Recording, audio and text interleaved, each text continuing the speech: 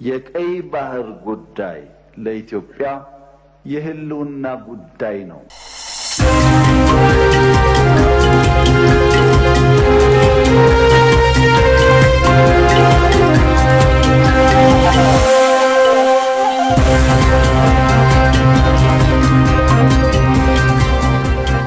ጥርስ አልባነትና ፖለቲካዊ ሽባነት ሰቅዞ እንደያዘ የሚነገርለት የምዕራብ አፍሪካ የጋራ የኢኮኖሚ ማህበረሰብ ኢኮዋስ አሁን ላይ ከአባል ሀገራቱ አንዷ የሆነችውን ቶጎ ከድርጅቱ አባልነት ሊያጣ ከጫፍ መድረሱ ተነግሯል።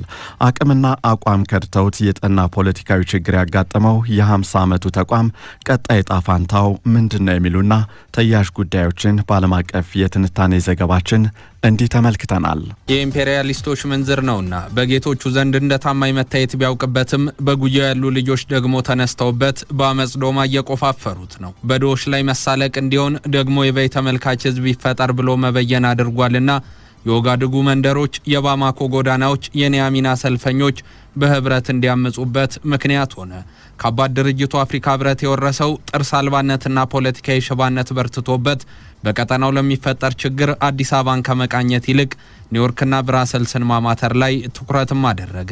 የ50 ዓመቱ ጎልማሳ ተቋም መነሻውን ምጣኔ ሀብታዊ ጉዳዮች ላይ አድርጎ ማሊና ቡርኪና ፋሶ፣ ናይጄሪያና ኒጀርን ብሎም ሌሎች የቀጠናው ሀገራትን በሀብት ለማንቆጥቆጥ ወገቡን ማሰሩን በዛች የሌጎስ ስምምነት ቢናገርም ይህንን አጽንቶ መቆየት አልቻለምና ቃል በልቶም ተገኘ። ካለፉት 3 ዓመታት ወዲህ ደግሞ የገጠመው ቀድሞውኑ ባንካስ የሚሄድበትን ቀጠና የተጽዕኖ አቶ ፖለቲካዊ ስብራቱና ድክመቱ አይሎም እንዲታይ ያደረገ ሆኗል። የምዕራብ አፍሪካ የጋራ ኢኮኖሚ ማህበረሰብ ኢኮዋስ በእርግጥም ውሳኔ የሚሰጡ እጆቹ አጥረው የአባል ሀገራቱ ቁጥርም ተመናምኖ ኦና ቤት እያደረገው ነው። የፖለቲካ አጀንዳ ቢቀበል በኒዮ ኮሎኒያሊዝም አስተሳሰብ የቀጠናውን ወርቅና ካካዋ ለፓሪስ ለመሸጥ በለንደን ገበያ ለማቅረብ እንጂ ለኛ ምን ሊጠቅመን ሲሉ የነበሩ ሀገራትም ሲቪል አስተዳደራቸውን በወታደራዊ መንግስት በለወጡ በቀናት ውስጥ ከዚህ አንጋፋ ድርጅት ጋር የነበራቸውን ተቋማዊ ጋብቻ አፍርሷል። አሁንም እያፈረሱ ነው። የቦኮ ሃራምን ጠርዘኝነት መቆጣጠር ያልቻለ የሳህልን ቀውስ ማርገብ ያልሆነለት ውድ ቶክሲዶችን የለበሱ የቀጠናው አመራሮች ተጠፋፋን ብለው ግላይ ናፍቆታቸውን ለመወጣት እንጂ በድህነት ገመድ የተተበተበውን በሰላም እጦት የሚሰቃየውን ዜጋ በማሰብ የሚገናኙበት አይደለም የሚል ትችት የሚያስተናግደው ኢኮዋስ ተረኛዋን ሀገር ደህና ሁኚ ብሎ ለመሸኘት ከበር ቆሟል።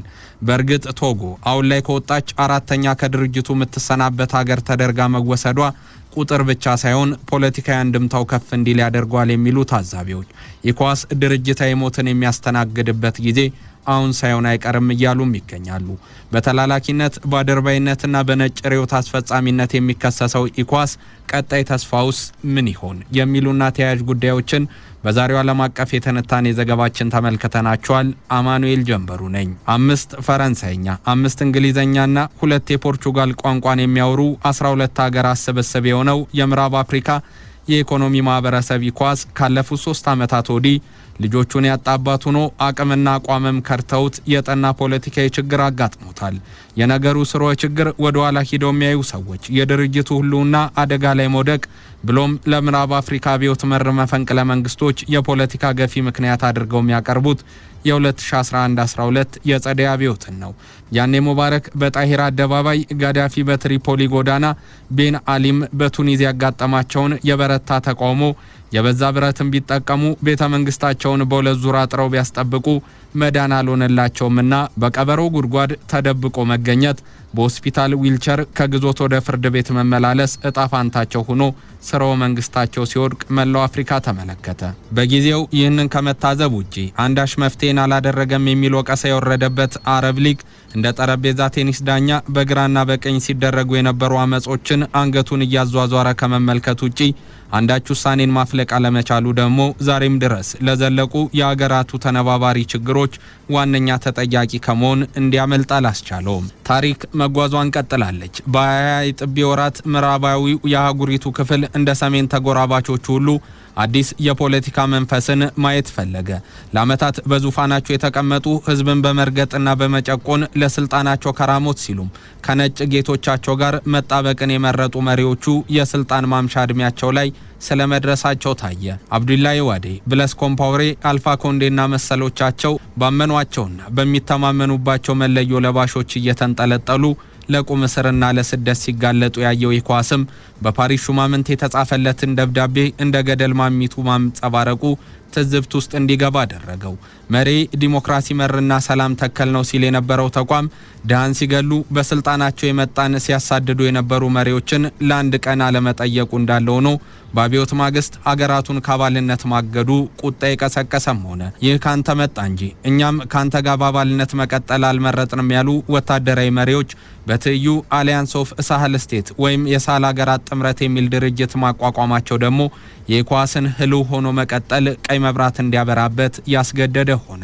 ከዛ ጊዜ ጀምሮ ኢኳስ የተባለ ተቋምና ካባልነት የወጡ ሀገራት እርስ በርስ የሚወቃቀሱ አንደኛው ሌላኛውን በአምባገነንነት ሌላኛው ደግሞ የቀደመ ከሳሹን በተላላኪነት እየወነጀለ የሚቀጥልም ሆኗል። አሁን ደግሞ ከድርጅቱ መውጣትን እያማተረች ያለችው ቶጎ ተረኛ ተቀናሽ ለመሆን ከጫፍ የደረሰች መስላለች። የአፍሮባሮሜትሩ የፖለቲካ ማህበረሰብ አጥኚ ኮፊ አሚሱ አዳባ አገሪቱ የጂሃዲስት ስጋት አለባትና አብዛኛው ዜጋዋ ኢኳስን ለቆ የሳህል ሀገራት ጥምረትን ይቀላቀል ዘንድ ብርቱ ፍላጎት አለው ይላል። እነዚህ 64 በመቶ ያህል ቁጥር የሚይዙት ቶጓውያን በኢኳስ ላይ ያላቸው አመኔታ ለመቀነሱ ደግሞ ምክንያት ካላቸው መካከል የኢምፔሪያሊስቶች ጣልቃ ገብነት ተቋሙ በሳህል ሀገራት ላይ ጣለው ምክንያታዊ ማዕቀብና በቀጠናው ባሉ ሀገራት ለተፈጠሩ ቀውሶች ወታደራዊ ድጋፍ ማድረግ አለመቻሉን እንደ ምክንያት ያነሳል። ኮፊ አሚሱ ሲቀጥል የሩሲያና በሷ የሚዘወረው የዋግነር ቅጥረኛ ቡድን በማሊ፣ ቡርኪና ፋሶና ኒጀር ከተደረጉ መፈንቅለ መንግስቶች በኋላ ከሀገራቱ ወታደራዊ መሪዎች ጋር የፈጠሩት ግንኙነት ጠቃሚ መሆኑን ቶጎዎች እንደሚያምኑ በጥናቴ አረጋግጫለሁ በማለት 54 በመቶ የሚሆኑትም ይህንን ቁጥር የሚይዙ ናቸው ይላል።